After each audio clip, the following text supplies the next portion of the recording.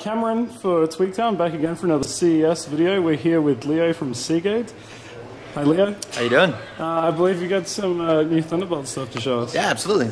So what we're showing here is our current GoFlex for Mac line. So basically what we have here is drives that have both FireWire and USB solutions. And from the architecture of the product, you can actually detach the interface from the storage portion entirely.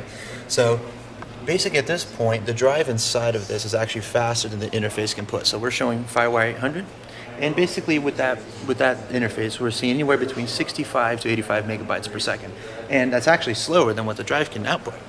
So with the current existing hardware, what we can do is we can actually remove what we're calling the bottleneck and transition here to what we're now launching, our Thunderbolt interface. So it's an adapter, 3.5-inch version, has 2 ports, allows for daisy chaining up to 6 devices. Okay. And then we'll put this on here.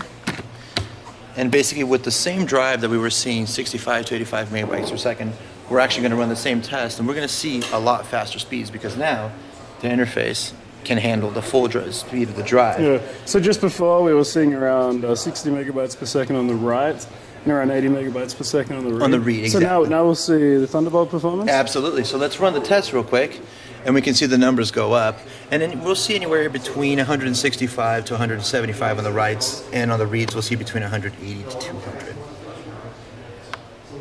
Yeah, so massive performance. Yeah, it's great performance gain. And again, we're coming in at a little bit of a lower level. We're not looking for the professional or anything that it's going to cost a $2,000 solution for somebody that's okay with spending that much money because it's their daily use, right? For somebody that's just at home, basically trying to create a whole bunch more storage. Now we're given the ability to integrate into that ecosystem with just a little bit more affordability. So basically, this version will be available in late February for $189.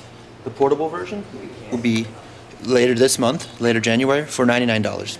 So as I showed you with the daisy chain compatibility on the 3.5-inch, the single drive only has a single port. So you can plug it in directly to your system or at the end of the chain, but it is bus powered, so you can actually take it with you on the go.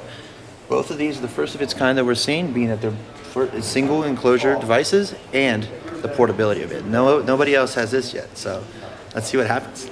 Okay, now this is a Thunderbolt interface, so at the moment there's not much on the PC side, but I'm going to assume that this will work fine with PCs once they come out with Thunderbolt. Yeah, we do need to take a little bit more time to do some testing with it, being that it just got released yesterday, so we do need to go back and kind of play around with it, but we'll integrate once it's available, absolutely. Okay, well thank you Lee for your time. Absolutely.